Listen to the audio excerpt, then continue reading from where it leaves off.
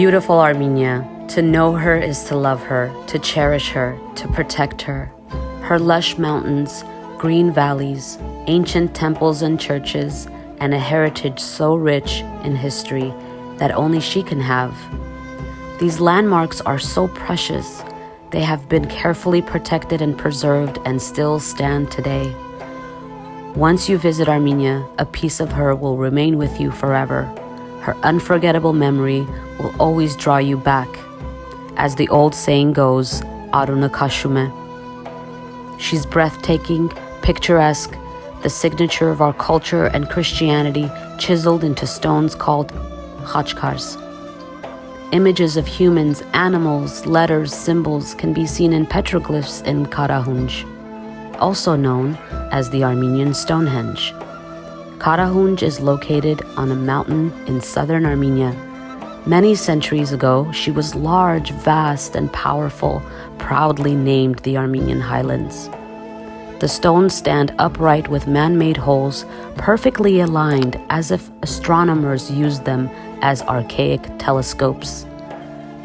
This site dates back as early as 5,500 BC. The oldest leather shoe and winery dates back to about 3,500 BC. During Armenia's Copper Age was discovered by archaeologists in 2010. Armenia's culture is so old, it is older than Europe, older than Greece or Rome. Julius Caesar once said, when these people, these Armenians, grab each other's hands and shoulder to shoulder tread the earth under the sounds of their drums and apricot instruments, more probable that the columns of my palace will collapse than one can stop them. Through extensive scientific research, numerous archaeological findings, and old manuscripts prove that Armenian highlands are the very cradle of civilization. Empires and civilizations came and went for centuries, but Armenia, as small as she may be today, still stands proudly. Why? How, you ask? Because her children will always defend her at home and in all corners of the world. After a massive genocide in 1915 at the hands of the Ottoman Turks, Armenia was reduced to a mere fraction of her size. 1.5 million perished, hundreds upon thousands fled and became orphans, shipped to the United States, Greece, Egypt, Iran, and many neighboring safe countries. Today, in the year 2020, in one of the most debilitating hits our world has seen, in the midst of a global pandemic, Armenians are hurting, heartbroken, devastated, outraged, and once again fighting for survival. Again, Armenia is outnumbered, wedged between two large Muslim countries. Azerbaijan, who is backed by Big Brother Turkey, mercilessly attacked Artsakh on September 27th. Politicians have condemned these terrorist attacks again and again and again, but it has not fazed our enemy one bit. They have and always will be savages, despicable and inhumane. Violating multiple ceasefire agreements, no outside force or political power has stopped them from destroying our churches, schools, hospitals, and homes. Despite our young men and women fighting like hell to defend and protect Mother Armenia, several hundreds of lives have been lost in a matter of weeks. This full-blown war has awoken the activist and patriot in millions of Armenians worldwide. We are fighting tirelessly by protests, by activism, by demanding, screaming, writing, calling our local statesmen and politicians, tweeting, posting, sharing. We are fighting back with kindness and tons upon tons of humanitarian aid. We are fighting with love. We are fighting with support. We are protecting and raising the spirits by donating endless time and hundreds of millions of dollars. The large and powerful diaspora will not allow another genocide. We will not stand by and look away with idle hands. We will protect. We will continue to preserve. We will build successful businesses, rebuild what was destroyed, and strengthen our economy. We love our soldiers. We love our people, our brothers and sisters who have lived, flourished with Mother Armenia through the good and bad times. Our hearts and souls are always with you.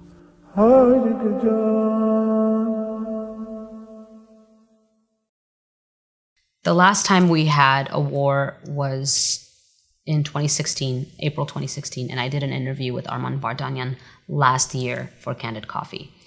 That pales in comparison to the devastating blow that we all felt on September 27th of 2020. And this is already going on day 19 or 20. And the amount of devastation and heartbreak and just this gut-wrenching, hopeless feeling that every single Armenian has been feeling is beyond measure. It's overwhelming. I just remember feeling this dread and just incredible amount of worry and being terrified of what could come next.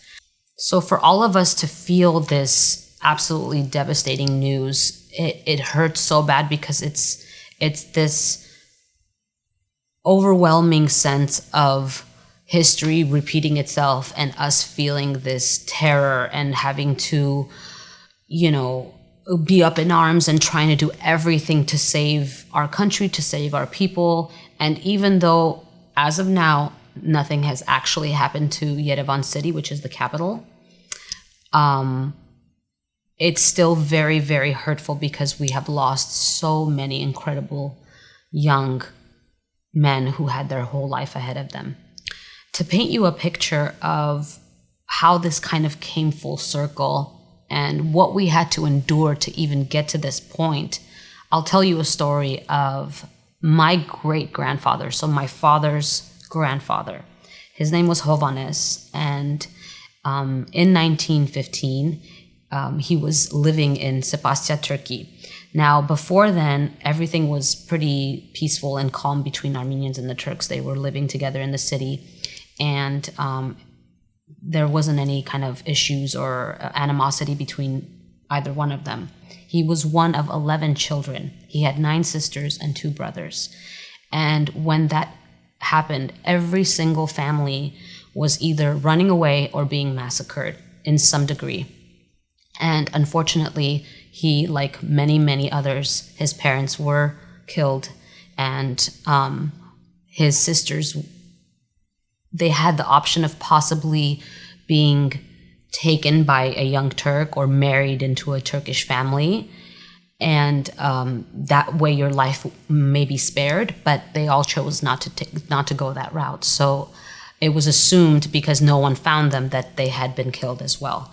He also had 2 brothers who died in that year. And the only way that my great-grandfather Hovannes survived in that year was because there was a rich man living in Turkey. He had found him and said, I could possibly give you a roof over your head and provide you some sort of safety and shelter if you agree to come and be a house slave for me. So at the time in 1915, Hovannes was only 12 years old, and that's when he was adopted by the man that took care of him for a few years. Up until 1922, he became 19 years old, and the Turks were coming around and making sure to go on their second or third round of pillaging and killing. So the man said, I'm sorry, I can't keep you here in this home. It's a risk to me. You have to leave. And he was fortunate enough to be picked up by an American orphanage company that were picking up kids all over the place. There were hundreds and thousands of orphan children, and they were shipping them to France or to Greece or to America. And he eventually did go to Greece. That's when he met my great grandmother. She was a Greek woman. Her name was Helene, and my grandfather was the firstborn in that family.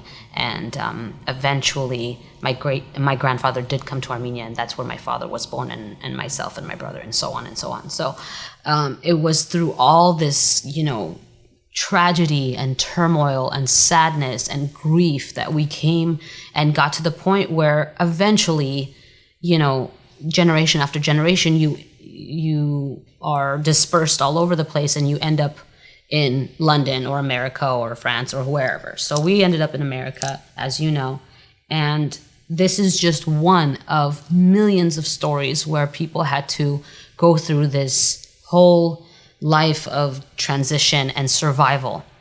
And to have a war of this magnitude hit our people again by the same Turkified country, backed by Turkey as well, Azerbaijan and Turkey, is just this reliving of constant trauma and anguish and feeling completely paralyzed, because we're all in the diaspora and we don't know how else we could possibly help. Armenians are very, very truthful and very nice. Mm-hmm. They actually do very nice stuff for their neighbors, and they tell the truth. Like, they're truthful, and they tell the truth to other people what they did. Mm-hmm. How are they nice to their neighbors? They actually help them a lot. Mm-hmm. And Turks don't help their neighbors. They ruin their neighbors so it can look the same as theirs. Mm-hmm. That's all I have to say. Man, I want to Hello, my name is Elise Eldridge, and I'm 7 years old. My name is Michael Darovic, and I'm 8 years old. Well, for me, I think it's a beautiful, very nice, small country. I love the spirit and what they do there, and the language is beautiful, of course. I love the poems, and yeah. Well, I really want to know Hayastan Nasalis, and I have learned very beautiful songs. Mm-hmm. I'm learning one, actually, at my school, and I feel like it's really pretty, and if I sang it to those soldiers, I would be really proud of myself, and I wish I could, actually, but right now they're in war, so maybe next time. After I saw that news of war and the war happening, my heart literally teared apart. Like, ding, ding, ding, ding. Mm-hmm. Like a scissor was cutting me up. Yeah, I have heard ways like how they have died, and it's really devastating and also confusing. I don't know why, but it's actually really sad, and I just don't want them to die anymore. Like, they're trying to protect our country. They're trying to protect our people, and I just think like they need to keep on doing what they're doing, and I love what they're doing. It's very nice of them, because I mean, they're still saving us, even though if I'm not in that country. So for me, this all started, I would say, in when the Tavush incident first happened. Around that time, I was active on social media, just making memes and things like that. Regarding to the Armenian, diaspora and just Armenian humor in general. And so I was pretty active on Twitter at the time, creating these memes and in Instagram. And when the Tavush attack happened, there was a lot of attacks on social media from the Azeris. And that's when I kind of just naturally just rolled over the comedic memes I was making for the Armenian crowd, and I was poking fun at the Azeris and lightening the situation, when they were coming at us so harsh with, we're going to do this, we're going to do that, Armenian history is fake, Armenian history doesn't exist, you guys aren't even that old. And so I would make memes to combat their false narratives, their false information with facts. I would make fact-based memes, but with humor, and that seemed to resonate with Armenians a lot. And so I would take a lot of the claims that they would have, I would get the counter truth claim to it, and I would create something humorous with it, and that would resonate. One of the posts that I did that I think kind of brought me in front of a lot of Armenian eyes was I had this old Bible. Not the Bible itself is new. It's a reprint of a 1611 first edition New King James Version Bible. It's a reprint of a 1611 print for print Bible.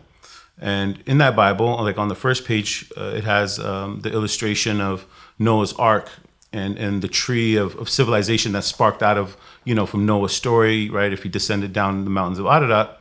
And anyway, so in this Bible, it had Noah's Ark, and it was sitting on Armenia.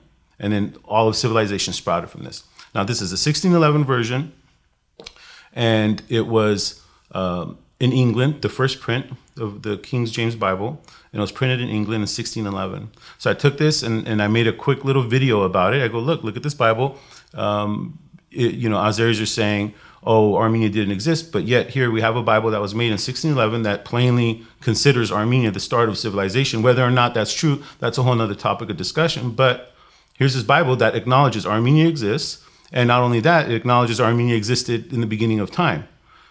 So there you go. And so that just spread like wildfire. And the funny thing is, I wasn't going to post that. I was really like, should I post it? Should I not post it? I didn't know whether or not I should do it. I did it. And it went viral. It went pretty viral. And it brought a lot of eyes to me, a lot of Armenian eyes and a lot of Azeri eyes. At that moment, I was under attack a lot, which I welcomed. I think a lot of people, a lot of Armenians liked the fact that I wasn't bothered by it at all.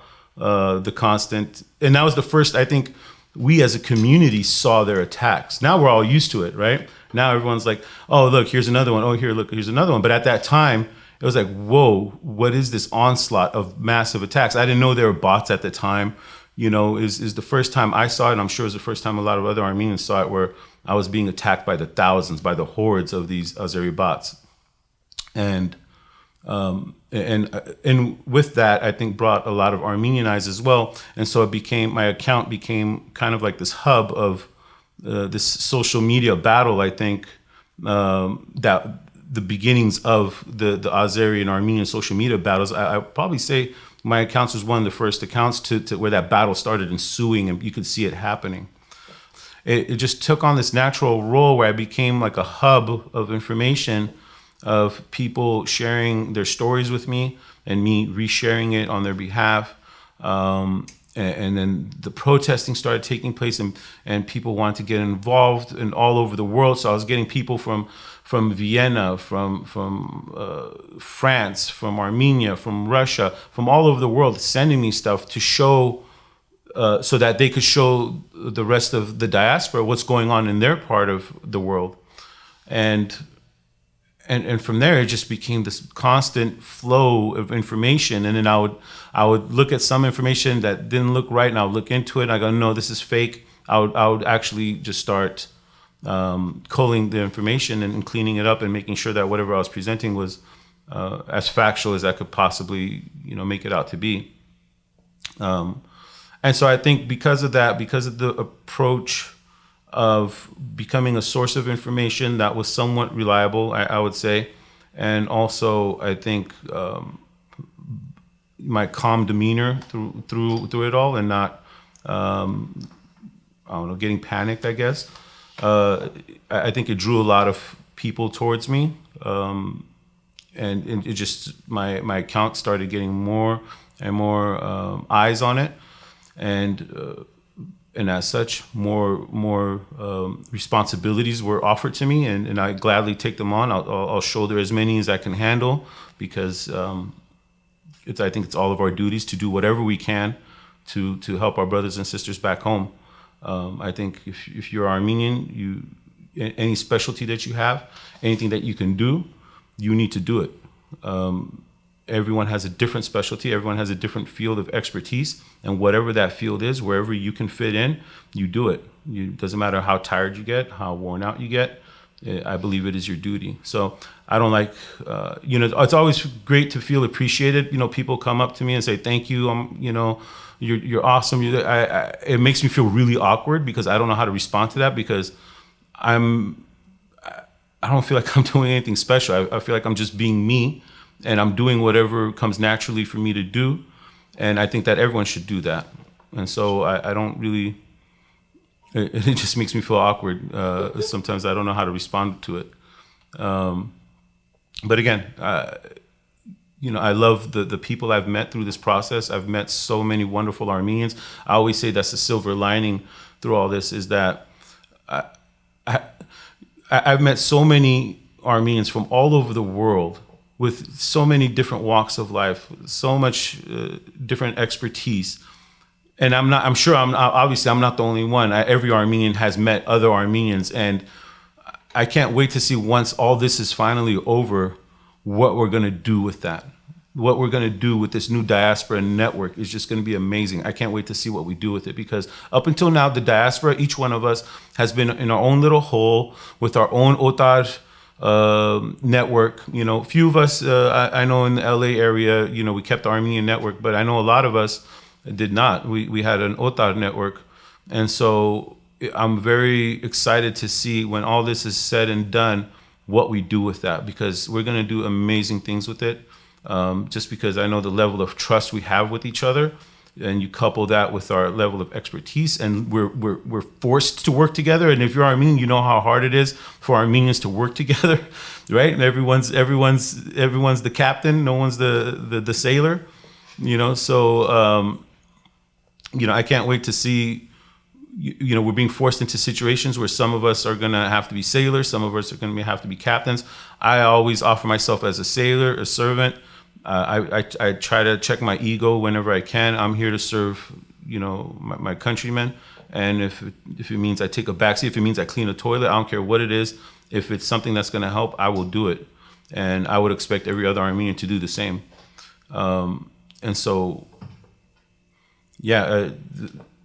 with all the different networks that we're making, I think there's a bright, great future for Armenians created by the diaspora. I can't wait to see what we do in Armenia, the flow of resources that will come to Armenia, and not only just monetary, but in terms of expertise, in terms of brain power. I just can't wait to see it. But right now, our struggle is making through this horrible situation. And I know we're all coming together and we're trying to figure out solutions. We're raising funds, obviously. We're trying to raise awareness, obviously. But I know many of us are working on many creative solutions on trying to bring this to a peaceful end. I was born in Kiev, Ukraine, to a Jewish Ukrainian mother and an Armenian father. My parents met while my dad was in college, and they got married and fell in love. And at the age of 3, we immigrated to my dad's hometown of Armenia. We moved to Yerevan. Right after Chernobyl, the big explosion happened, we moved within days. I remember it was normal hearing trembling sounds from outside and looking and seeing war tanks, seeing army tanks going down the street.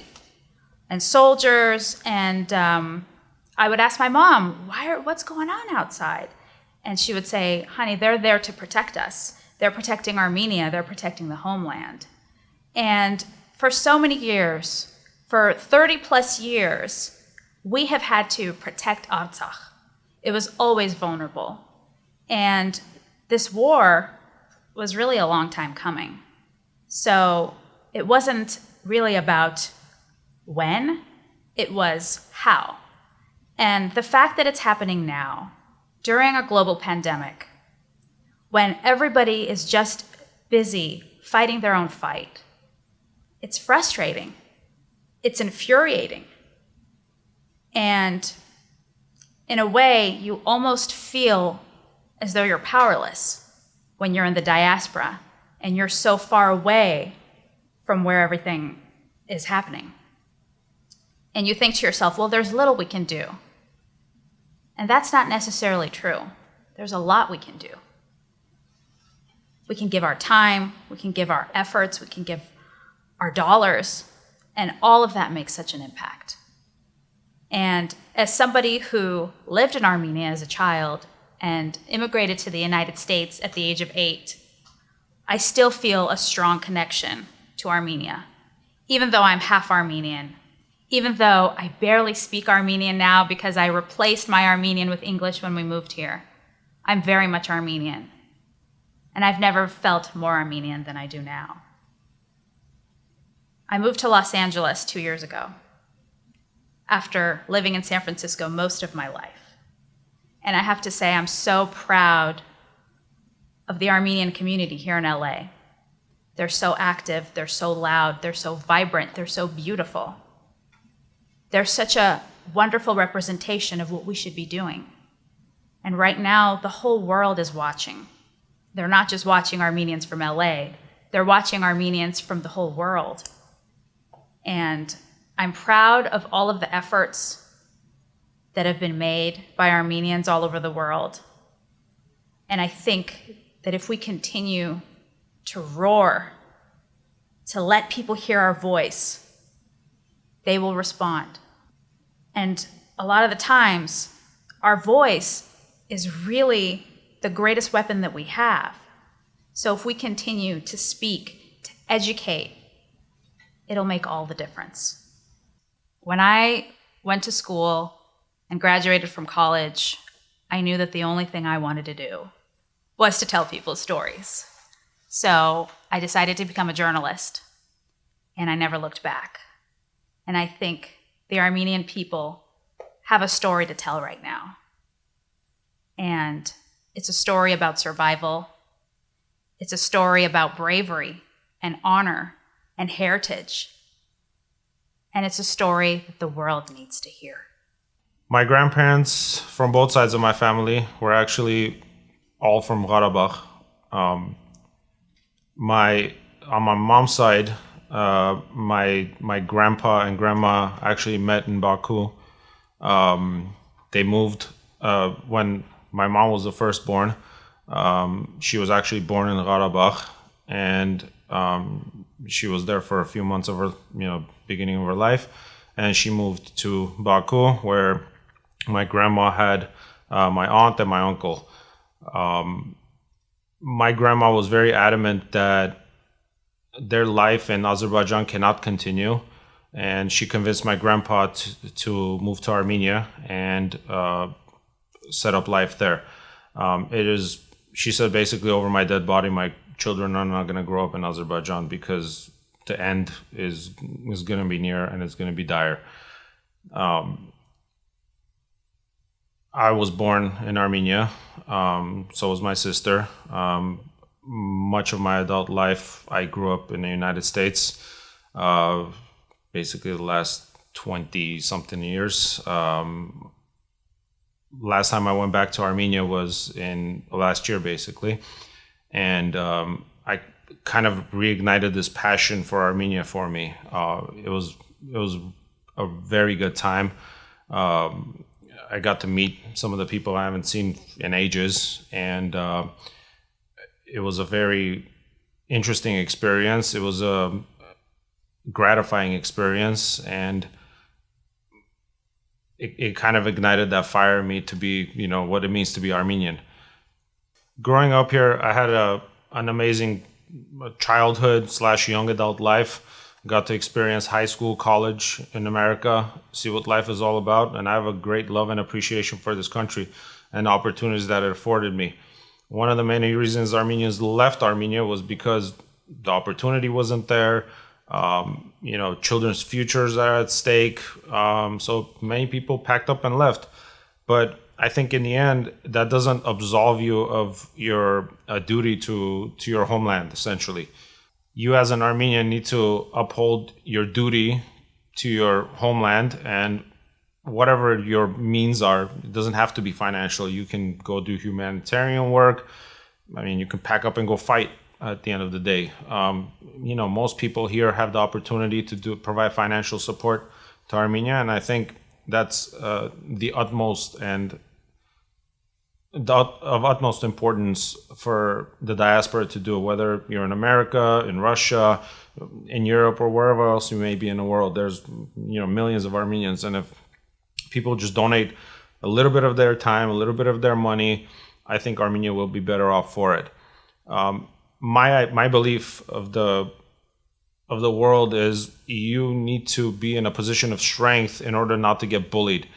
People don't just care about weak countries. Eventually, one day, it's going to be a problem for any nation to be reliant on other nations where, push comes to shove, they're going to look out for themselves, and Armenia needs to do the same thing. For years, I've been saying Armenia needs to follow the path that Israel follows. Peace through strength, obtain necessary protection via weapons, whatever the protection method needs to be. I'm not a government official, nor do I pretend to be smarter than I actually am, but I do realize that the weak always get bullied. And that's just a sad reality of it, but humans will be humans, and that's going to be the case. So what do Armenians need to do?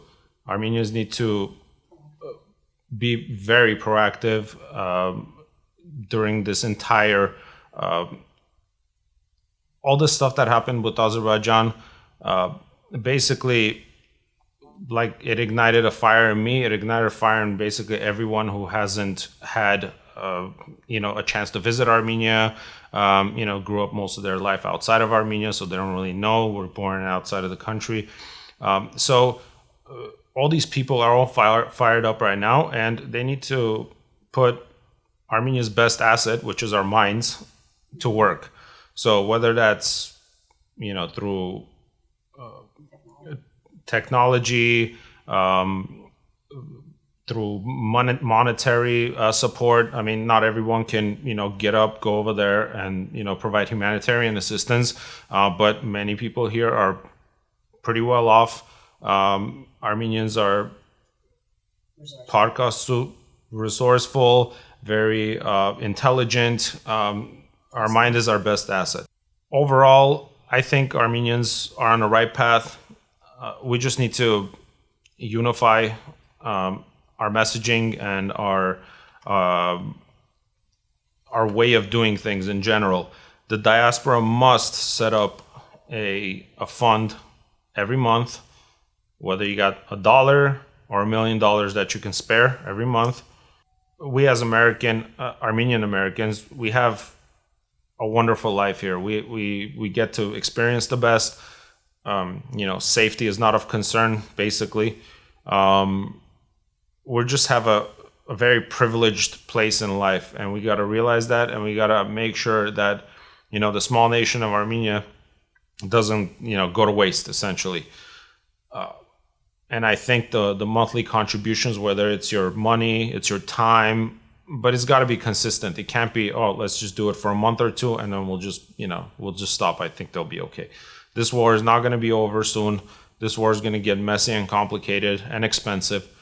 So we as Armenians in the diaspora must do everything that we can to fund Armenia, to fight for Armenia, whether you go there to actually physically fight or you're here doing everything that you can.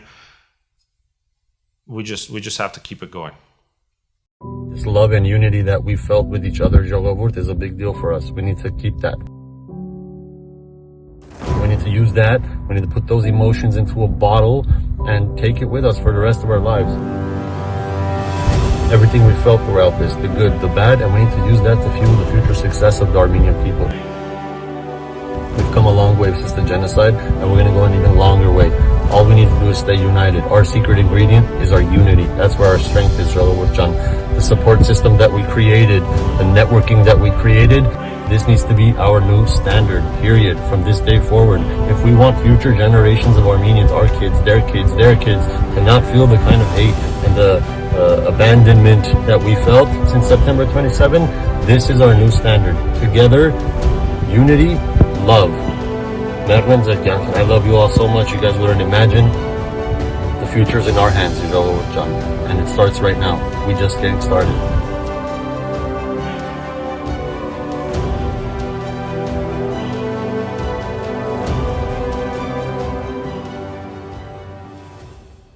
This has been the longest 3 weeks of my life. Since the attack, it's felt like we are barely sleeping, and there's always something to do, and no matter what you do, it's never enough, and there's so much more that needs to be done, and it's just this constant fight that you're judging yourself on why you didn't do more, and you're also sitting there thinking, when is this going to end? And I just want to take a deep breath, and it's just never ending. I have taken the last couple weeks to become even more of a high Nasser than I was before, and it's completely shocked my parents. They had no idea that they raised this much of a proud Armenian, and I've met so many new people and made so many friends, and just seeing everyone's support and everyone's pride just makes you more prideful to be Armenian. But it does also make you think, why weren't we doing this sooner? Why weren't we fighting for our country sooner? Why weren't we donating, every so often? And why were we not as proud, or why weren't we showing how proud we were before this whole thing? It took our nation and our country to be under attack, and our people to be threatened consistently, and for our whole existence to be threatened in order for us to support one another and become unified. So the reason why it's so important for us to be united and support Armenia from here on out forever is because, well, our existence is being threatened.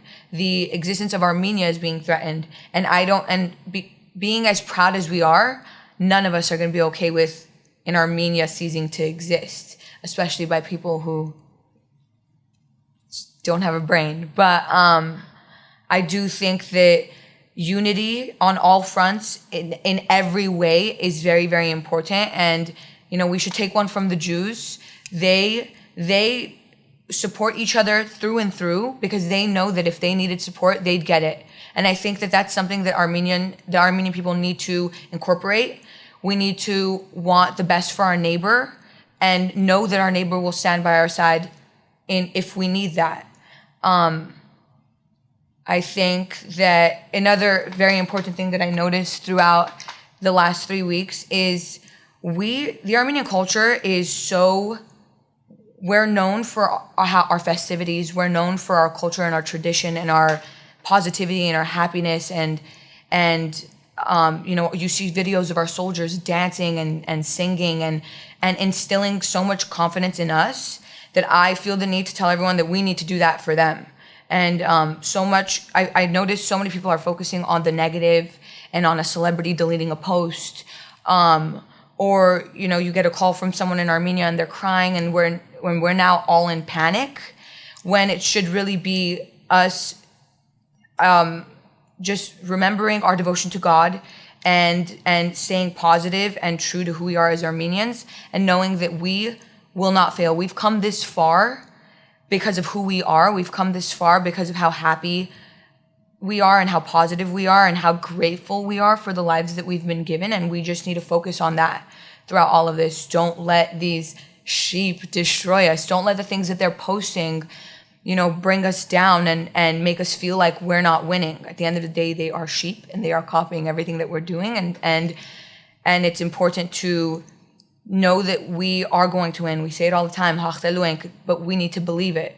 I took the last 3 weeks to take on this influencer role. I'm very, very quiet on Instagram and social media usually. I actually just had to download Twitter and create a new Twitter account, and I have 3 now that I didn't know the other 2 were active. But I took this time to just provide a lot of comedic content to my followers. And at first I thought it was very, very insensitive.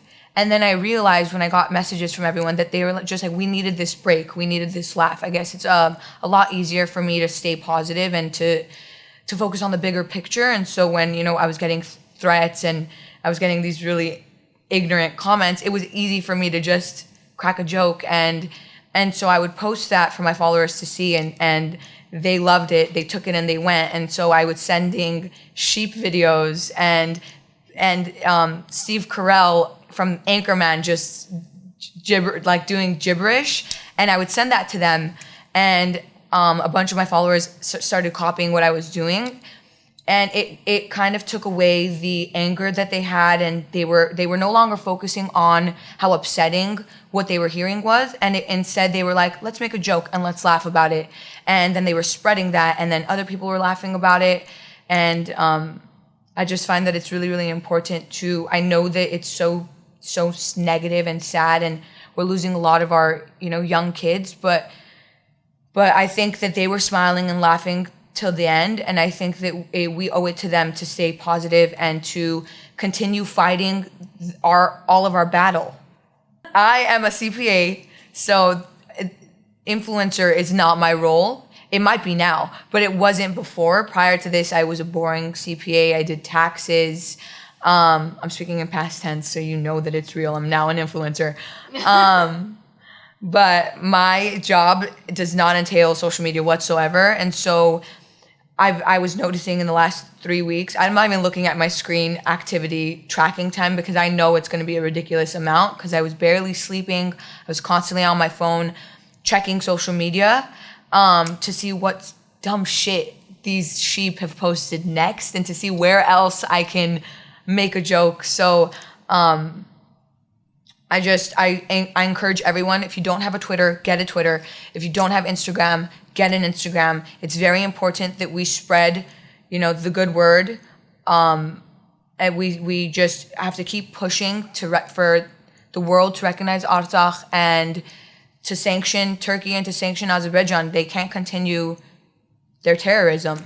What I did essentially is I, like many of my friends and other Armenians, was getting pretty frustrated with a lot of the propaganda and misinformation that Azeri accounts were posting on social media, on Instagram, on Twitter. Not only were they posting really inappropriate and a lot of times harassing things, but they were also just posting a lot of wrong information. And these were accounts that had hundreds of thousands of followers. And I noticed a lot of my friends and fellow Armenians were getting so frustrated that they were trying to comment on these posts and getting into arguments with these people. And I realized that that's kind of what these accounts were trying to get. That was their objective, was to rile us up, was to get us angry and to kind of display that then. A lot of them, I think, would proudly even show off the fact that, oh, look at these Armenians that are fighting with me in my comments and things like that. And that started driving me insane. But I realized that there's no benefit in me also going in there and joining in and my friends arguing with these people. We're giving them exactly what they want. And that was kind of happening in parallel with this rush to raise money. Everyone around me, myself included, was trying to figure out, how do we get money to Armenia Fund? How do we raise as much as possible? And so I randomly came up with this idea just out of nowhere of, what would happen if I started calling out some of these influencers that are either harassing people or are posting misinformation by making a donation in their honor and tagging them on my Instagram? So I just randomly thought, I'll try it out with a few and see what happens. So I posted a story on my Instagram and said, hey, I'm going to start doing this. If anyone that follows me wants to join in, you're welcome to do so. And it kind of blew up from there. So a lot of these influencers started noticing me doing it, and it started driving them crazy. They started thinking that their followers are going to see that they're donating to Armenia Fund. They thought that we somehow figured out a way to donate from their account or something like that. So it started driving them crazy. And so they started sending me death threats. They started responding really angry to the post that I was making. But I had told myself from the very beginning, I had kind of set ground rules that no matter what they say, no matter how offensive their messages are, I'm just either going to donate again. So there were times when they would send me a message that would, either be a threat to my life or my family's life, or I hope, your entire country blows up, or I hope your entire race is wiped off the planet. Things that are terrible. But I had kept having to tell myself, what they want is a strong reaction out of me. But what I'm going to give them is more money to Armenia Fund. So I would just post another donation and tag them, and that would drive them crazier. And then I started getting a lot of messages of support from Armenians. And so I figured, all right, I should keep going. And sometimes the messages would just be really funny because of how angry they were, because no matter how mad they would get, I would send them a loving emoji or a kissy face, or they would send me curse words, and I would say, thank you again for your support. I love you so much. Armenians love you. Just all kinds of things that would drive them crazy, because they I feel have been trained to hate, and they're so used to anger that they wanted to get that anger out of me, but I refused to give it to them. And it ended up becoming a lot bigger than I thought. I started getting hundreds of new Armenian followers. I started getting a lot of support. And honestly, it ended up becoming a lot of work. So after a few days, I was thinking like, I don't think I can keep this going. But I started getting messages from Armenians that blew my mind. Like I got messages from people, not just in the US, like I got messages from Armenians in Armenia, in Russia, in Europe, that were saying, hey, I just wanted to let you know, this is the first time that I've smiled in 2 weeks. Or please don't stop. This is the first time that me and my friends have been able to laugh. Or people that would send me messages and say, me and my entire family literally look forward to your posts. Like, or someone even messaged me and said, I showed my dad your posts and he said he wants to send you money so that you can donate and keep the campaign going. So that honestly pushed me to keep it going because I had never intended for it to, I didn't even realize that it could bring that much joy or bring light to such a dark situation, but it kind of now fulfills two objectives. I'm still raising money for Armenia, or three actually. I'm raising money for Armenia Fund, but I'm also getting under the skin of these people that are harassing Armenians and are posting a lot of incorrect information. But the third thing that I'm doing, which was an unintended but amazing consequence, is that Armenians are enjoying it and they're actually getting to at least smile and laugh. And I think for a lot of us, for me personally at least, like waking up every morning, it's usually I wake up sad and I wake up trying to find out what else happened in, overnight in Artsakh and in Armenia. And it's always kind of this sadness and grief. And so if I can give a little bit of light to people, that to me is everything. So despite the threats, despite the over 150 comments about wanting me to die or wanting my family to experience hurt, there's no way it can stop me now because the support that I've gotten is worth 1 million death threats, honestly, because it's just been amazing. As long as I can keep it going, I want to keep it going because I just want to be able to put a smile on people's faces, especially now. It's actually really interesting. So I've never been to Armenia. So I was actually supposed to go this summer for the first time. But the love and connection that it's very strange. Like, even though I've never been there, I have this feeling like it's home.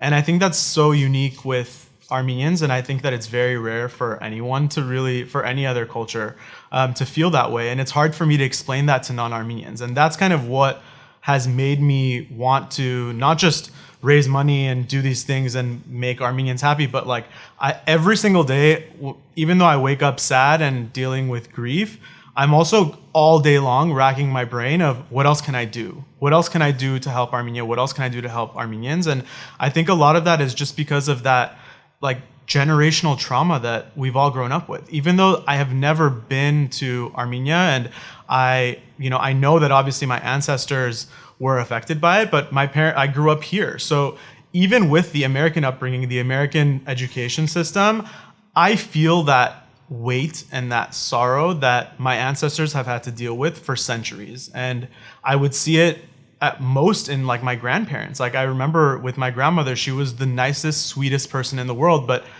I feel like with almost all Armenian elders, Armenians, you can just tell that there's something deep inside, this sadness that it's like hard to explain. It's hard to ever, I think, get rid of it because it's something that we all have had to deal with for so long and it just keeps getting passed on. And I think that's the reason why I think the diaspora has unified so much and why I'm even prouder. I didn't think it would be possible, but I'm even prouder to be Armenian now than I was before all of this happened, because I think all of us growing up with that generational trauma that was buried inside, this has caused us all to take a stand and say, like, there's no way we're letting this happen again.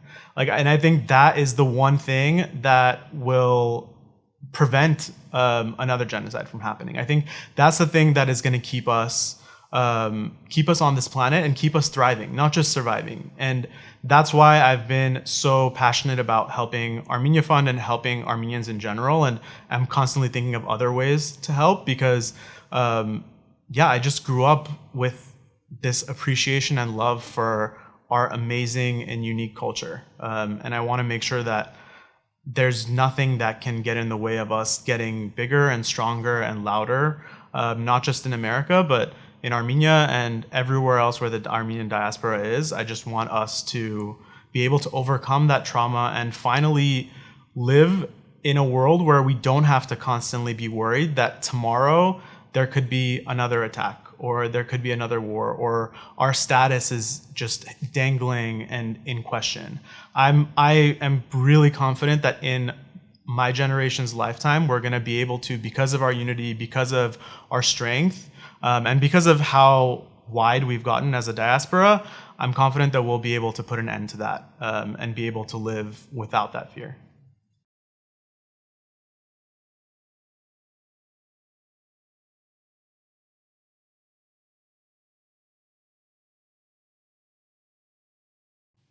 Hi, my name is Garen Spenjan. I'm Armenian. Oh, like Kim Kardashian? Yeah, absolutely like Kim Kardashian. But also like Vartam Amigonian, Sogomon Tehlerian, Monte Melkonian, Robert Abajan, and Adam Sahakian. These are just a few names for starters, all whom which are fallen martyrs. Forever eternal, their spirits are immortal. The flames always lit like our genocide memorial. Who are Armenians, you ask? Well, think of the phoenix. We rise from the ashes stronger than ever. A small country, but we grow under pressure. A nation who overcame a genocide and prevented ethnic cleansing. That's why any Armenian you ask is always proud and representing. So we've got these hidden scars that you can't see. Although these wounds are still open, our spirits have never been broken. Our pain is left unspoken and our lands have been stolen. But by God, we've been chosen. So you didn't know we're the first Christian nation, surrounded by devils whose only mission is extermination. We've been tested so many times yet avoided annihilation. But don't be mistaken, through this we've built brick by brick due to our determination, motivation, and dedication. Survived through a genocide, yet we still seek recognition. So it hurts when we scream, but the world doesn't hear. And you've ignored us long enough, and you've made that very clear. Any corner of the world you'll find an Armenian. From Australia to Iran, Alaska to Japan, we are stripped from our lands, forced to leave, but by now you understand. With all this adversity, you damn right we take it personally. But like a flower we will bloom, so forget me not. Leave the devils at the door even when they knock. We call her Mother Armenia because our queens are our backbones, and we crown each and every one of them with their own personal thrones. Our men are tough as nails and provide for our kin. So when I hear our soldiers say that we will win, I believe it with every word deep down within. We send young men to the front lines to protect Armenia. We hold on to Artsakh and never forget Kilikia. While I'm on the topic, I just want to say, Ararata Merlerna. I thank our brave men and women protecting the border, sacrificing their lives is the definition of a true warrior. Remember our fallen and pray for our future.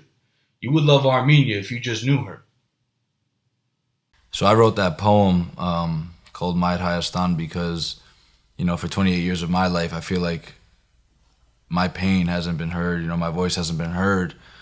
And I guess you could call me an activist. I mean, I can't remember how old I was that the first time I went to Times Square with my mom and dad to protest against for recognition for the Armenian genocide.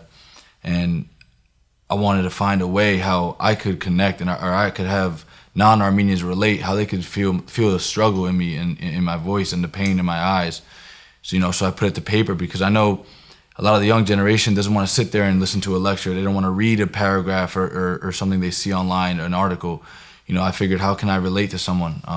And I feel like poetry, is a form of art, but also in the same sentence, it's kind of a stress relief for me. For 28 years, I've been so angry and I've felt let down and failed by the people that just stand by and witness what's going on and never step in for us.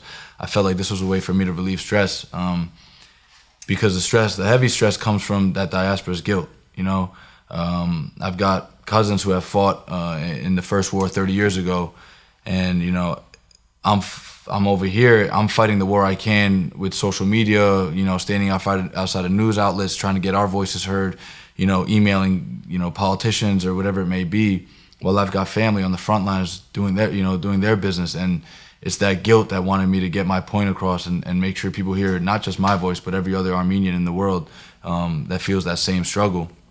And I guess, it goes back, like I said, I was a young kid going to Times Square in New York City, where I'm from, protesting alongside my mom and dad and my brother. And it's, I'm fortunate to have them because I left Armenian school at kindergarten when we moved out. We didn't really have a lot of Armenians where I grew up. It was just my brother and I.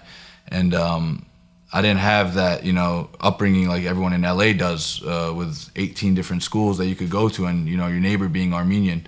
So I really relied on my family, and I'm thankful for that, because the love for my country, the love for my culture, the love for my heritage and the loyalty, and it all comes from my family.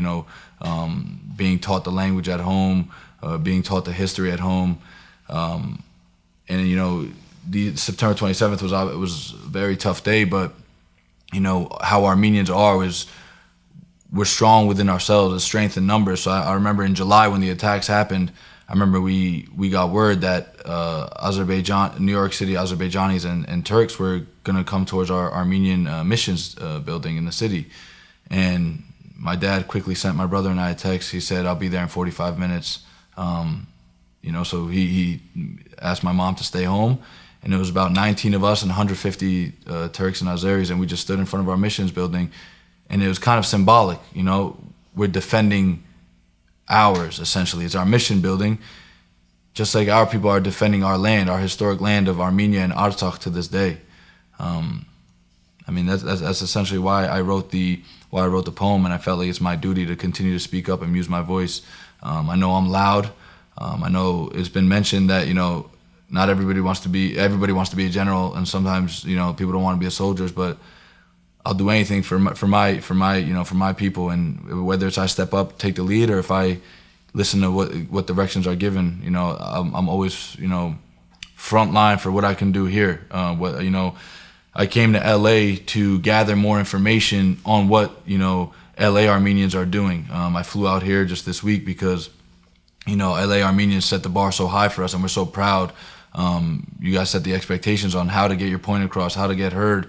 I wanted to see what you guys are doing different from your protests, etc., and how I could bring it back to our team on the East Coast. What I've been doing is we had this group of Jokat, just the four of us, and we sit in the car and look at our phone, and Instagram says there's a protest in Boston. Well, guess what? We're driving up to Boston this morning. It's 6 a.m. We got to get there at 10. And then that same night we're driving down to DC or Philadelphia, whatever it may be. I'll sleep when our boys and girls come home, and when they get to sleep comfortably in their beds. Again, growing up in the family that I grew up with, unfortunately, a lot of my family, I'm from New York, but a lot of my family is, scattered all over the world.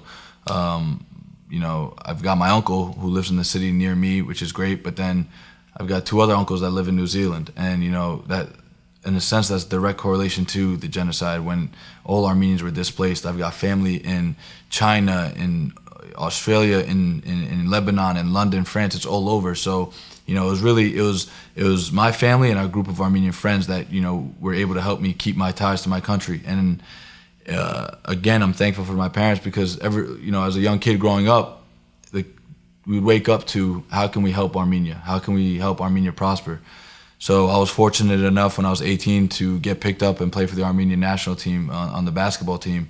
And after that, a teammate of mine, Matt Madoyan, and I, we looked at each other and said, listen, man, like growing up in the city, growing up on the East Coast, we've had these opportunities to play basketball, to wear these Nikes, play in these tournaments at any given time. How can we give that same opportunity to the youth in Armenia? So we started this charity nonprofit organization called Hoops for Hayastan, where we started off giving, bringing in shoes, sneakers, shorts, socks, jerseys, headbands, whatever it may be, to each different village. We would help these kids, equip them properly, because obviously in Armenia we're strong, so we're wrestlers, we're Taekwondo champion, weightlifters, whatever it may be, soccer, but not much basketball. And we would see these kids be super interested in our practices and our workouts. So we thought, how can we give back? So we started off with that, and then after a while, as our recognition picked up, we started, gaining traction. And now what we're doing is we're looking to renovate gyms or build gyms in schools to help these kids, stay off the streets, whatever it may be, or find a different pastime. And that was one way that I stepped up in my own to help Armenia with my friend Matt Madoyan, and then a bunch of others joined the team. And then the other way was my father always wanted to get in business with my brother and I, and at the same time help Armenia. So him working in the garment industry for 45 plus years, he turned to us and said, with this virus going on, I've always wanted to bring business to Armenia. Why don't we go check out the factories in Armenia, see if what it could be. So my brother and him took off amidst the middle of a pandemic. They looked at over 30 factories, called me in Yerevan, and they said, why not? Why can't Armenia be the next garment hub? And we launched Lawrence NYC, which is a full-service private label garment manufacturer where we're bringing Western brands to Armenia. It's the same it's the same factories, the same technology, same machines. Why can't our hardworking Armenians build that same perfect article of clothing, whatever it may be? But the main thing is we wanted to bring the economy up in Armenia, but at the same time limit labor migration. We want to keep all Armenians here. We don't want to keep Russia. A lot of them leave to Russia for work. We want our Armenians to stay home because at the end of the day, it's our home. We're not going to let anybody take it from us, and we're going to watch it grow, watch it bloom like a forget-me-not, that flower. We're going to watch it bloom until we're that great Armenia again, which we already are, but we could just be that much better. I think it's important for all Armenians to have the same mindset of giving back to Armenia, in the sense that it's great if you could donate $1 today, $5 tomorrow, $100 next week.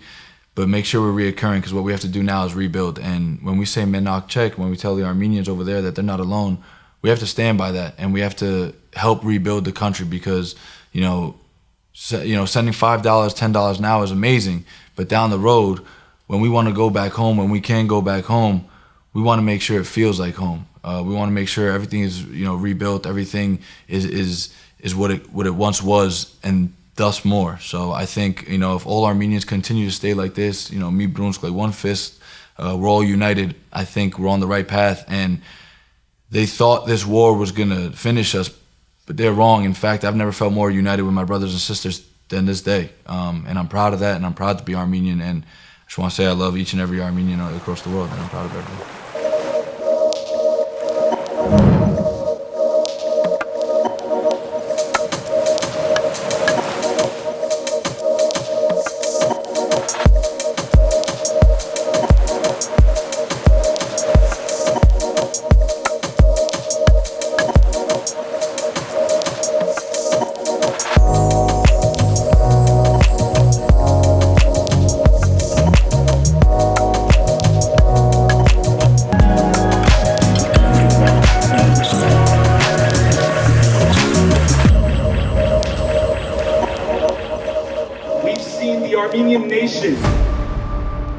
Rise up as one to stand up to this enemy. Over the past 2 weeks, we've seen and we've heard the support from our allies. Nous sommes convenus avec le président Trump. And we will never forget the silence from some of our so-called friends. If anyone has ever looked into the eyes of an Armenian and asked them why they remember the history of genocide 100 years ago, you have your answer today. That history is our reality today. My God, we said this!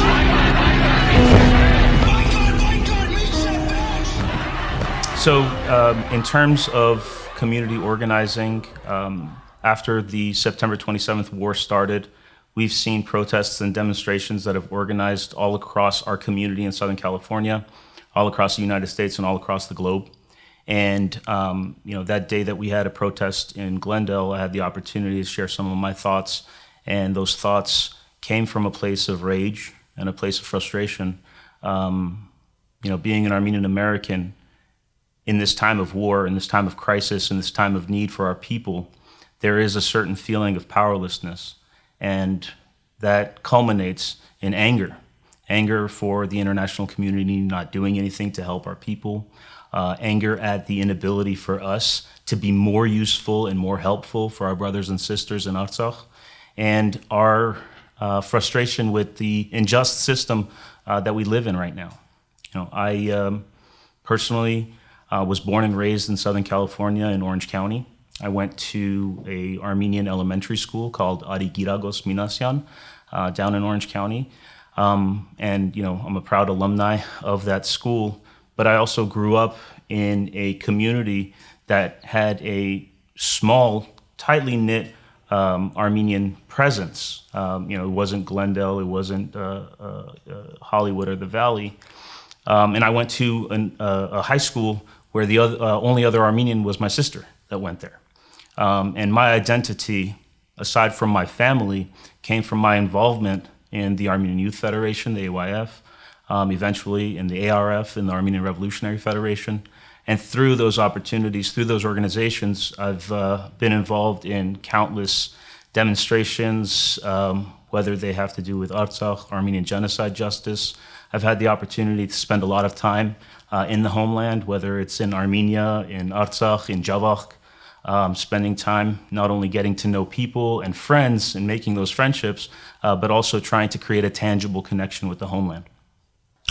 I think it's important for Armenians all over the world to realize that the war that we're in did not start on September 27th. I have the utmost amount of love and respect for my Armenian brothers and sisters that have been demonstrating and raising their voices during the last month. But the reality is that we've been at war for years. It's only now that a huge number of Armenians are realizing that our country is at existential crisis, that we're surrounded by enemies, and that there are people that want to see the annihilation and extermination of our people. We were at war well before September 27th. We were at war in July of 2020 when Azerbaijan attacked Tavush. We were at war in April of 2016 when Azerbaijan attacked Armenia and Artsakh during the 4-day war. We've been at war of existence in 2006 when Azerbaijan was decimating Armenian Khachkars in Nakhichevan, trying to erase the last cultural remnant of our identity in that piece of our historical homeland. We were at war in 2004 when Azerbaijani officer Ramil Safarov took an axe and murdered Armenian Lieutenant Gurgen Margaryan in Hungary. We've been at war ever since the 1994 ceasefire. We've been at war in Artsakh since 1988 when our people finally had the opportunity to stand up for liberation. And this war is only going to end with the collective strength and power of the entire Armenian nation, the Armenian diaspora, combined with the brave men and women that defend our homeland, securing peace and securing independence. Well, I think that we have to understand that Armenia is a developing country. And that developing country, much like a lot of post-Soviet countries, has its difficulties. It has its political development difficulties, it has its economic difficulties, it has its oligarchy and corruption, but that's not very much different than a lot of post-Soviet countries. The X factor for us is the existence of this huge multinational Armenian diaspora that exists. And our generation is a generation that grew up not knowing a Soviet Armenia. We've grown up knowing a free and independent Armenia, free independent Artsakh. And it's our responsibility to connect with that land, to not just be far away lovers and admirers of Armenia, but to actually tangibly participate in the development process. Now, that comes from having a shift in our mentality, where we're no longer, charitably looking at our homeland. We're looking at our homeland as something that is participatory. A donation is not a donation, it's an investment. A trip is not a tourist vacation, it's an opportunity to get to know local folks and get to know to build bridges and to actually do tangible things that are gonna have the future of the nation and the future of the people in mind. I grew up with a love and admiration for Armenia that I eventually hope and believe will lead to repatriation. I want to live in Armenia. I know that there's tons of people that think that way too. And it's up to those professional, skilled young people to pick up and take their talents, take their knowledge, take their experiences, and participate in the growth of the homeland. And I think that repatriation, whether it is physically moving and living in Armenia, like my sister did, or whether that's mental or participatory, whether that's investing or opening a business or taking some sort of a deeper engagement, that's something that's up to us. And we have to take that opportunity so that not only we have a stronger future, but we have a stronger economy, we have a stronger middle class, and we have a stronger future. I think that as a people, we need to get rid of the idea and the expectation that anyone is going to come along and save us. I think that that savior complex that exists is poisonous. I think our obsession and focus on individuals takes us away from what our collective priorities are. I think that our salvation and our future rests only in our collective strength. And what that means is, if you're a business person, I don't care how much money you have. If you are a celebrity, I don't care how popular you are. If you are an influencer, I don't care how many followers you have. What's important for us is to put our minds and our hearts together and create a national agenda for our people, and to prioritize the things that we collectively value and to work towards them, so that every single Armenian, regardless of where they are, how old they are, how much money they have, or how much influence they have, know what their role is and know what their ability to participate is. And I think that that national agenda is something that once we have the buy-in of our people, it'll be unshakable. And that framework is what will take us forward. I think that the outcry of attention towards Armenian issues right now, it's very well sparked the interest in the minds of a lot of young Armenians. And if I could give one piece of advice, it would be to create the opportunity for yourself to spend a significant amount of time in the homeland. Whether that's in Artsakh, whether that's in Armenia, whether that's in Javakh, whether that's traveling and backpacking through Western Armenia.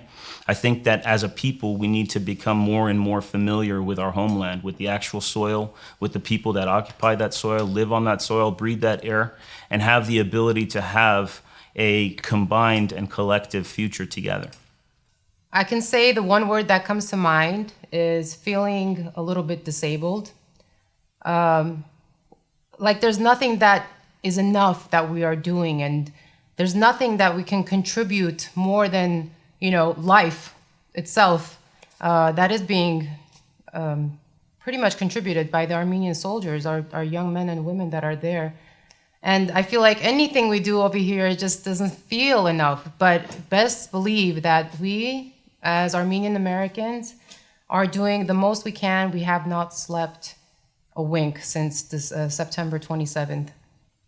All I wanted to say is that I wish and pray that none of this had occurred ever. 30 years ago, 300 years ago, centuries ago, but here we are today, surviving, making the best out of what we have, and continuing life today outside of Armenia, so that way we may have some hope for Armenia to be preserved.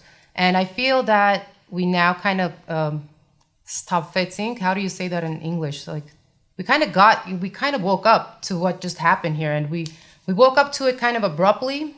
But I feel that because of this awakening, this great awakening, which by the way, we should all be awakening at this point. The great awakening has happened, and we have to make best of it. We have to be united. We have to be together. And we want to do this for Armenians in Armenia, as Armenians in America, as Spurka. And I've never been more proud to be Armenian and to see all the unity that we've awoken within us. So the one thing that I think what happened with me was I became more Armenian.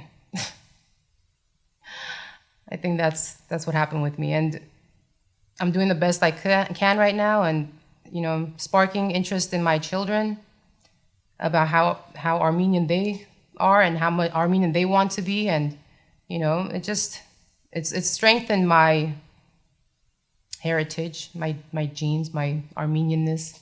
First of all, the genocide happening now, we've heard it growing up. Like I'm 36 years old. I almost forgot how old I am.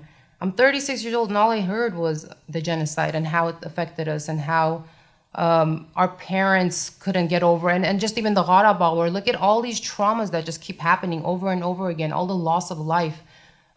We barely breathe again, and then bam, something happens. So it's a lot of trauma that's been passed down, the fears of our parents, and now our own fears. Like we're kind of living between two genocides right now, our generation. And the way I see it is we lived through it via our grandparents, some of us, via our parents. That's in and of itself traumatizing. Growing up, hearing about it, feeling like you might be at risk, or you might have not even been here today had it not been for your parent or grandparent surviving. And now we're living through this genocide. So we're in between one that didn't even finish, and now we started a whole new one, Genocide 2.0. So look at all these layered traumas that keep coming up for us as a people. How do you expect us to react? And how do you expect us to be? How do you expect us to not expect more from the people who are our neighbors on this planet? How do you expect us not to be traumatized? And how do you expect us to heal? And, a lot of these movements, like we expect Black Lives Matter or any other minority group movements to turn around and look at us, but let's just call it a spade. They haven't even been recognized, they still have like their own problems within. So I feel like, but besides that, we recognized it. We recognized BLM. We recognized people dying for unrighteous reasons. And we never really got any kind of attention. We haven't even gotten any attention. We had to scream and yell for weeks and weeks to get like a few rappers to be like, I stand with Armenia. But, great. I'm glad you stand with Armenia. But people are like laying down for Armenia, and we need a little bit more than just standing people. We need action.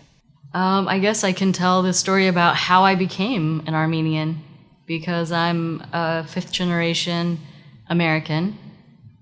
I was raised being told that I'm Irish Italian. I was born in a very small town outside of Seattle on the Olympic Peninsula. And I think there was like 4,000 people in my town. It was really small.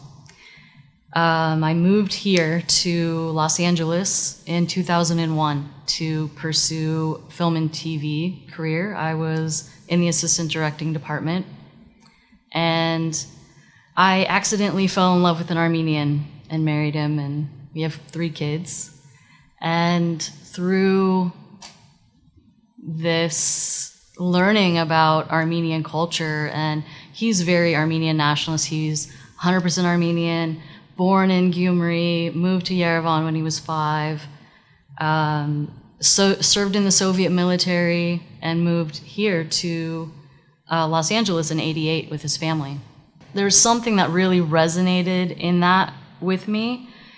And finally, like when my daughter was like 2 years old, I finally got the nerves to travel with him to Armenia. And I traveled a lot before. Working in film and TV, all I did was work and travel. I mean, from like Australia, New Zealand, Europe, Canada, Mexico, all over the US, like all over, just traveling.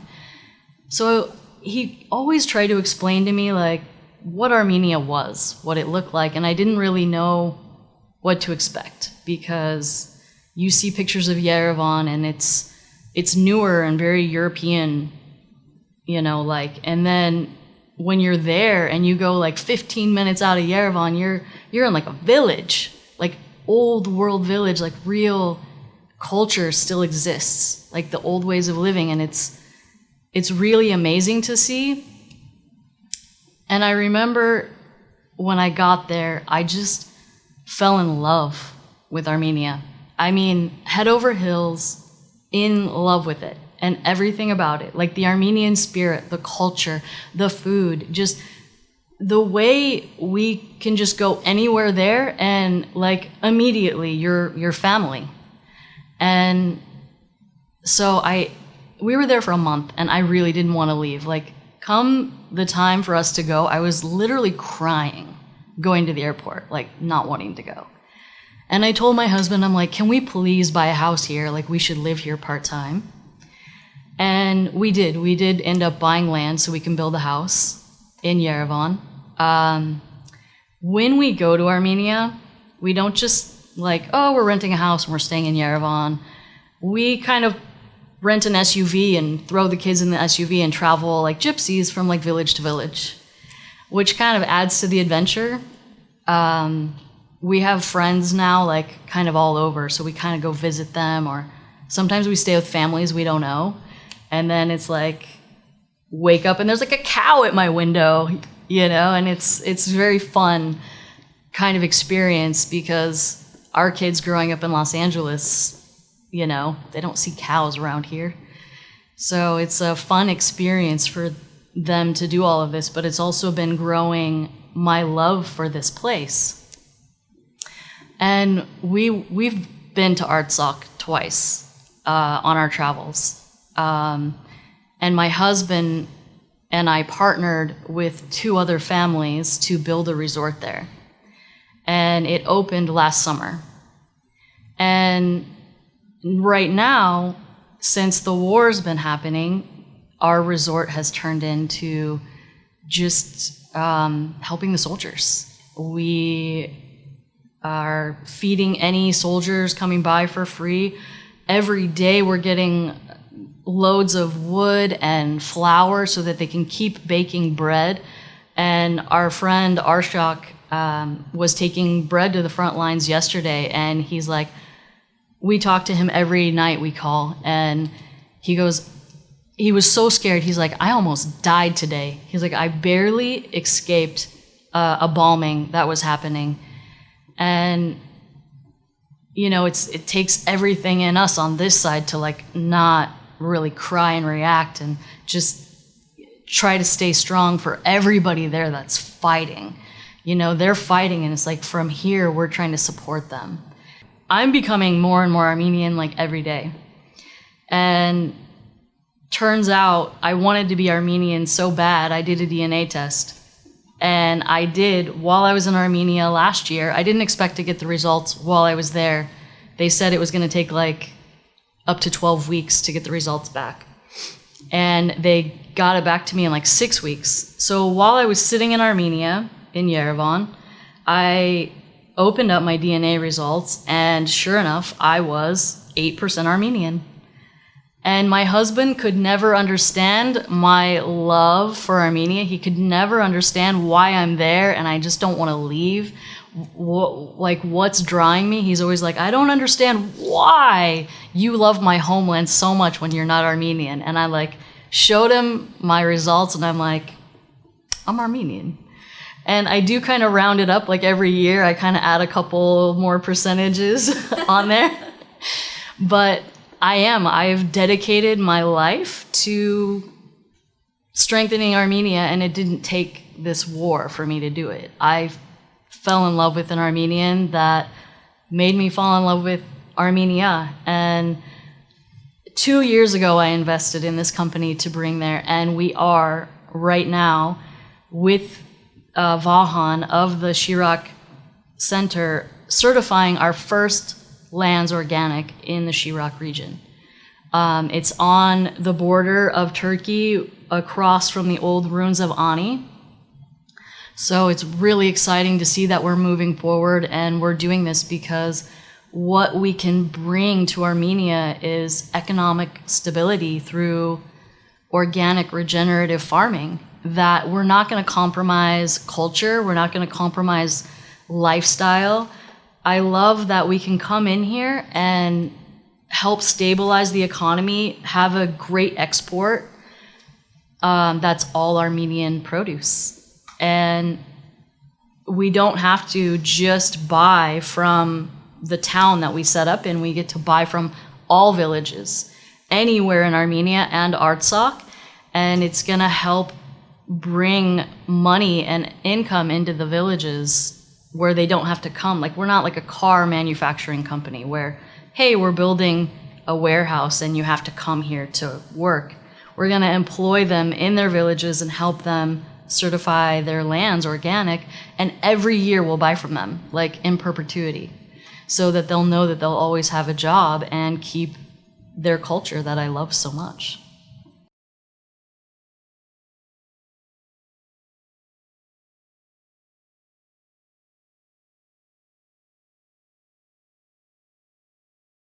Բարև ձեզ հարգելի հայրենակիցներ, նախ առաջին հերթին ուզում եմ մեկ անգամ եւս իմ եւ Էմանուել Վարդանյանի կողմից մեր շնորհակալությունը հայտնենք ձեզ ձեր հանգանակությունների համար։ Մեր միասնական ուժը, մեր միասնականությունը այսօր միանշանակ կարևոր է մեր հայ ազգի համար եւ մեր զինվորի համար։ Մենք պետք է լինենք համախմբված եւ լինենք մեկ բռունցք։ Եթե մենք չլինենք մեկ բռունցք, մենք չենք կարող հաղթել այս դժվարին պատերազմը։ Մենք բոլորս գիտենք, որ պատերազմը չի լինում, հաղթանակը չի լինում առանց արյան։ Եվ մենք պետք է պայքարենք միջև վերջ։ Եվ պետք է պայքարենք միջև հաղթանակ։ Եվ բոլորս շատ լավ գիտենք, բոլորիս հայտնի է, որ հաղթանակը մերն է լինելու։ Մենք չունենք ուրիշ ելք։ Մեզ հաղթել հնարավոր չէ, ինչու, որտեղ մենք միշտ եղել ենք մեկ բռունցք, մենք միշտ եղել ենք մեկ ազգ եւ միշտ պայքարել ենք հաղթանակի համար։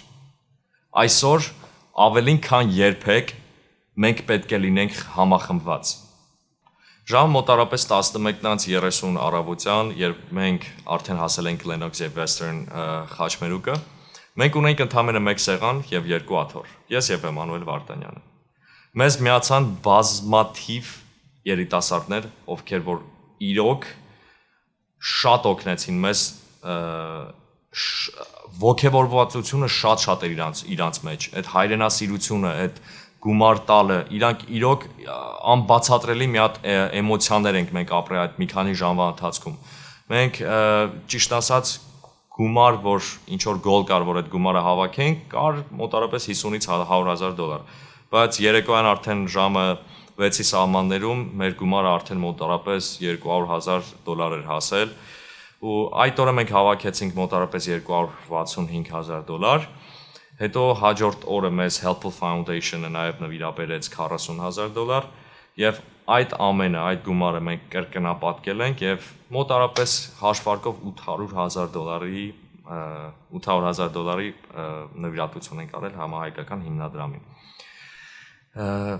Այդ ամենը ես ուղղակի բառերով չեմ կարող ձեզ բացատրել, որովհետեւ այդ օրը շատ մեծ էմոցիաներ, շատ բազմաթիվ մարդիկ են եկել եւ հանգանակություններ արել։ Մենք շատ մարդկանց, հազարավոր մարդկանց չենք ճանաչել, բայց նրանք իրոք ի սրտե փորձել են ինչ-որ մի կերպ օգնել Հայաստանին եւ շարունակում են։ Եվ մեկ անգամ եւս մենք չենք կարող կանգնել։ Մենք պետք է շարժվենք առաջ։ Դա լինի այսօր, դա լինի վաղը, մեկ ամիս հետո։ Մենք պետք է շարունակենք, որտեւ եթե կանգ առնենք, զինվորն էլ է կանգ առնելու։ Մենք պետք է շարժվենք առաջ, մինչև վերջ։ Ինչպես բոլորիս արդեն հայտնի է, մենք սեպտեմբերի 27-ից ոչ մեկս քունու դադար չունենք, չենք կարող քնել։ Նամանավանդ այն հայերի համար, ովքեր որ ընդամենը մի քանի տարի է եկել են Միացյալ Նահանգներ։ Մենք օր ու գիշեր չունենք, մենք չենք կարող քնել, մենք չենք քնելու այնքան, մինչև մեր պատերազմը չավարտվի, որտեղ մենք մեծացել ենք այդ հողի եւ այդ ջրի ներքո։ Մենք չենք կարող կանգնել, մենք օր ու գիշեր պետք է պայքարենք, մինչև հաղթանակը մերը լինի։ Հաղթանակը մերն է, անկասկած։ Բայց մենք պետք է օգնենք մեր հայրենիքին։ Մենք չենք կարող ուղղակի նստել եւ ողբալ օր ու գիշեր։ Դժվարինը դեռ առջևում է։ Դժվարինը դեռ առջևում է։ Մենք պետք է դուրս գանք այս մղձավանջից եւ պետք է դուրս գանք միասին։ Մենք ուրիշ ելք չունենք հայեր։ Մենք պետք է պայքարենք մինչև վերջ եւ պետք է պայքարենք հանուն հայրենիքի եւ հանուն մեր հայ զինվորների։ Ինչու? Որտեւ առանց արյան հաղթանակ չի լինելու։ Wow. I can't even breathe. This was the thought process that was going through my mind, like, what is happening to me? So I reached into my roots, into my knowledge, reached into the books, and I started reading about intergenerational trauma. And wow, I was just blown away that this is true. This is a fact. This is what we're all experiencing right now. Oh my God, people have to hear about this. People have to know about this. I got loud. So I started posting about it. I started talking about it. I started doing a live about it. I was featured on Fox 11 News about it. And I started allowing people to hear more and more and more about this experience, because all that guilt, the loudness, the trauma are coming from years and years of denial. Could you just imagine somebody denying you for hundreds of years? How awful that feels. So that's what I wanted to really talk about, and that's what I wanted to reach out to people so they would understand that no Armenian is alone. And it's not only about Armenians, you guys, this goes to anybody that has experienced slavery, Holocaust, war, genocide. It really does trigger the feelings of not being heard and being tortured. So I started talking more and more about it, and people started relating to it more, which was one of the most beautiful contributions that I'd ever made in my entire life. And I was just so grateful that I had an opportunity to utilize my knowledge on my platform in that particular way. I personally feel that we are loud because we're very passionate about our culture. We're very passionate about our religion, our country, our people. And despite the passion, it's years of rejection, years of denial, years of hatred and torture. We are very strong, we are very smart, but we're not that many. So the intergenerational trauma comes from triggers of, oh my God, my culture is gonna be wiped out. What is happening? The genocide is not happening again. And so living here, I felt such pressure and such confusion that I, even as a clinician, couldn't control myself. I couldn't contain myself. No amount of meditation, deep breathing, and coping skill was helping me in that moment. I felt so defeated. The amount of people that had reached out for the guilt that they were experiencing was so heartbreaking. And it was incredibly difficult for me. I get choked up just talking about it. It was so difficult for me to come to everyone's aid. I didn't know what to do. The guilt was incredibly intense, and the feelings of wanting to do more was incredibly intense. And the visual was incredibly difficult to create because I should connect to myself. I, as a clinician, never ever thought that I would be placed in a position of holding on to everyone's sanity. And I am so emotional internally just speaking about it. It was hard. People went through a lot and are going through a lot, continuing to go through a lot. So always remember you're doing the best that you can, and always try to vocalize things that you're doing out loud. It doesn't have to be in your mind, because when you're saying it to yourself, it's so hard for your subconscious mind to register what's happening. So always write it. Like, you have journals. I mean, we have notebooks everywhere. So write it in your notebook. I have contributed thousands of dollars. I have, attended protests. I have talked about it with friends. I have told a story from the genocide 1915, leading to the 1990s war again with Azerbaijan, to now with other friends. I'm voicing my voice. I'm talking, I'm speaking. So all those things are so important. So yeah, you are doing a lot. I was doing a lot. And there's no, you can't take away guilt. I can't take it away. I could just reassure you that I know my people have been doing so much. And I'm just so honored to be an Armenian woman. I'm very honored to be an Armenian mother, raising the future, right? If there's any parents out there, we're raising the future. So it's an honor of mine. And I'm also an honor to be an Armenian therapist. I think that is definitely a superpower. Being Armenian is a superpower. So be proud of where you come from. I was there over 25 years ago. In 1994, I was just some kid in college, and I'd heard about this war. And I realized that the mainstream media, the news, was not reporting it properly. And so what I did was I sold a bunch of my equipment and bought the kind of equipment I needed and paid for my own way, and I flew over and I was embedded with one of the volunteer units that came from Armenia itself to fight in the war. And I remember everything clearly. You know, the interesting thing is that place, even after 25, 26 years, was still with me. The experience, the mud, the cold, the way the grass smelled, the way the people talked, the way the trees looked, the green. There was so much green. And every time I experience those smells, it all comes back. Every time I feel that kind of a wind, it all comes back.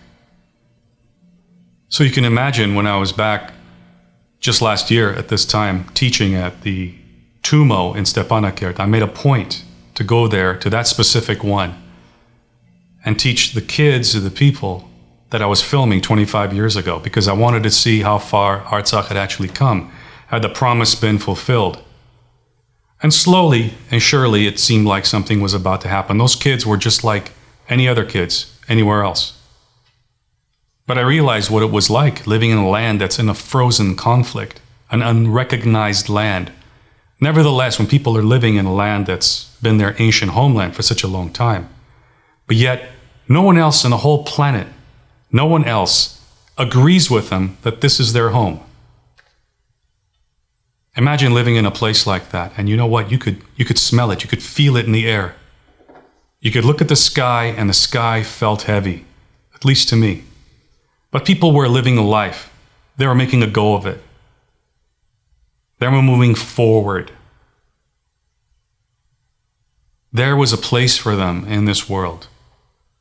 A place where they could raise their kids and live in peace. And a month ago, that was shattered. Now I wonder how many of those streets that I walked down, how many of those shops I entered, how many of those fields I walked through, how many of those buildings I walked around as I hiked around Shushi, for example. I wonder how many of those are still there. I wonder how much is still rubble, and I wonder how many of the people that I met are even still alive. I often think about why I actually left and made that journey initially in 1994. One of the reasons is because I knew the person who used to run that volunteer unit, Garo Kakejan, who was an Armenian from Fresno. I met Garo Kakejan because I was helping him gather supplies and equipment for his volunteer unit here in Los Angeles. And I edited one of my first little pieces for him so he could show people what he was up to over there. I even had a screen printing business, which is how I put myself through college. And I printed up the t-shirts and the flags for his unit. And I heard in 1993 that he'd been killed in battle.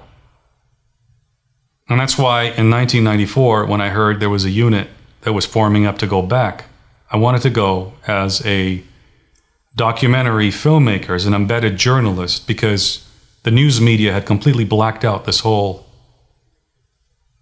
war. A war that had taken years and cost tens of thousands of lives and displaced millions of people. But why wasn't anyone talking about it? And that's why I went. Because I knew that this was in a way linked in. It was tied in to the continuum of the existence of the Armenian life all the way through time, all the way through, back through the Armenian genocide, and even further back, where it felt as if there are certain things you cannot be on this planet, and one of them is an Armenian. And this is something that has always weighed down on me, that other people cannot understand. People who live in countries with lots of people and lots of weapons and huge economies. The things that they worry about, the things they fight each other about, are not the things that the Armenian people worry about. We worry about existing. And this is why I went. I wanted to tell the story. I didn't know what I was going to find there. These are not perfect people. They had been in battle for years. Things had happened. It affects a person. And I was only there for a little bit, and it totally affected me, but I can only imagine what it did to them. And now for them to have to go through this all over again, 25 years plus later, we're still fighting the same war. And now we're fighting it against drones. We're fighting it against jihadists from Syria. We're fighting it against compliance from NATO. We're fighting it against one of the biggest armies that the world has in the Middle East. Oil-rich dictators, news corporations, lobby groups. We're surrounded alone. And I think this feeling is so crucial right now. It is so crucial in the life of this nation. And as we come through this, perhaps we shouldn't commemorate April 24, 1915 anymore. Maybe what we should march and commemorate and remember is September 27, 2020. Because the genocide never ended. It just got put on hold for a while. And when we were all distracted, they brought it right back. One of the things that's still the same, that never changed, was the way that the world decided to tell your story. Whether they're woke-splaining or white-splaining your genocide back to you and what you should feel about it and how you should feel about the survival of your own nation, or whether they're blacking you out completely, acting as if you don't exist and you don't matter. It's still the same. There is no real news anymore. It is just a narrative. There are journalists, there are courageous people, and they don't all have to agree with me. They don't all have to agree with you. But they just have to tell the truth. They have to tell the world what they're seeing, and they are not doing so. They've been bought. They have other interests. They are corporations. They are multinationals. These are not your friends. And whatever they're doing now, they can do to anybody. They can set up a narrative and they can destroy whoever they want to destroy. Because it's all the same to them. At the end of the day, who's paying their paycheck? Who's putting their kids through college? Is it you? Is it me? Or is it the Azerbaijani laundromat? Is it somebody investing money in this or the other thing? Is it somebody's editor coming to the newscaster and saying, report it this way? And these are the questions you have to ask the Armenian ambassador. Make sure you ask these questions that have been vetted by the Turkish lobby beforehand. Make the Armenians look like the bad guys, or at least don't make the Azeris look that bad. Instead of saying Azerbaijan attacked Artsakh on September 27, just say that the conflict flared up, as if a country of 150,000 people is going to attack a country of 10 million people with superior weapons. What's surprising is not so much the fact that there is war. What is surprising is the compliance. The sheer lack of soul, lack of morality. This is a lesson not only being taught to Armenians, but every small people in the world right now is watching this and saying, there, but for the grace of God, go I. They can snuff me out, just like that, if they wanted to. And the only reason they haven't done that is because of our brave boys and girls on the ground putting their bodies between two dictatorial regimes and world conquest. That's it. Everybody else is playing some kind of a game. And the news and multimedia and social media and the big tech companies are all complicit. If they're not killing you, they're helping. If they're not helping, they're looking the other way. Which other people group does that sound like? What's that other great evil that we always talk about in our movies, in our schools? It's against the law to deny the Jewish Holocaust. For a very good reason. But we've forgotten those reasons. Now it's all been marketed and given right back to you. Now they're telling you, this is how you have to feel about things. And they distract you and they're smoke and mirrors. You're just a consumer. And if you're not a consumer, you're not valuable. If you have no oil, you're not valuable. If you don't have a huge army, and if you can't threaten people, you're not valuable. This is teaching us. This is teaching the Armenian people, a peace-loving people, a hospitable people, an educated people. This is teaching us a very big lesson. And perhaps it's not the lesson you want us to learn, but boy, we are learning that lesson right now. All of us. And are you sure you want us to learn that specific one? At a point at which the world tells Armenians that we don't care what happens to you, we can look the other way. At that point, the Armenian realizes that I also cannot care about you. So from this point on, this relationship is cordial, it is civil.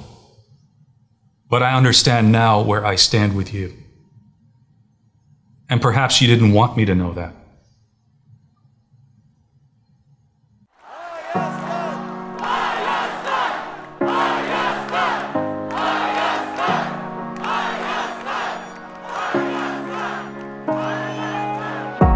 Little girl, what you crying for? Find that fire inside your soul. Spread your wings, learn to fly with all your brothers by your side. And we came to fight, protecting you with our own lives. And they could try to break you 1,000 times. We'll be alright, we'll be alright, we'll be alright, baby. They could see me outside, see me outside, see me outside, believe me. If I had one wish, would I turn back time? I said no, I'm fine, cause I've been fighting my whole life. Don't think I won't survive this time. And I'm forever young, all I ever need is prayer, my God and my gun. Run, all the way to the sun, cause I've been through hell and back, not even a burn, not even worried. I sang the words, I cried for help, they never hurried. I had to learn, I had to grow up to know people like mine are so hard to find. And that's why we'll be alright, we'll be alright, we'll be alright, baby.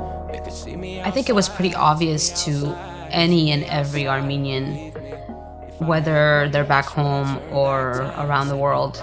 We thought that what if this day comes one day when we're at a full-blown war? What are we gonna do? How long will it last? How many of our people are going to be, you know, in the crosshairs of bombs and bullets and whatever it may be? But like I said, to witness this at my age, where I have seen the Armenians in Los Angeles and all around the United States thrive and become incredible individuals and grow up to be incredible people and give back. For us to witness this in the 21st century was just mind-blowing. But at the same time, on the same token, the amount of unity that we saw was surpassed even the revolution that we had all come together for, that we had bonded over, that we had stood shoulder to shoulder in this solidarity and this unity. And for us to really go above and beyond in every capacity, in every measure. I saw these young Armenians who are my classmates and friends and coworkers and relatives, whatever it may be. I was in contact with Armenians I never even knew existed in that part of the world, like Austria, for example. Or I connected with Armenians in Boston or New York or Washington or Florida. And we had a lot of trust. We had a lot of just this brotherhood and sisterhood and saying, I got you, like I'm gonna help you, I'm here for you. And trusting each other, especially with donations, reposting things, telling our friends and family, matching donations, cooking things, referring restaurants, doing little fundraisers, like little children doing fundraisers. You name it, we did it. Everything from, you know, a little boy that I heard in Armenia that was like selling walnuts, like փողոցում փոփոք էր ծախում, որ փող հավաքի զինվորների համար։ Եվ նույն ժամանակ տեսնում ես, որ մարդիկ իրանց եղած չեղածը like ծախում են, որ փող հավաքեն։ Somebody I knew had, you know, sold a $25,000 Rolex just to send it to Armenia Fund, and if you know Armenians, you know that's a big deal.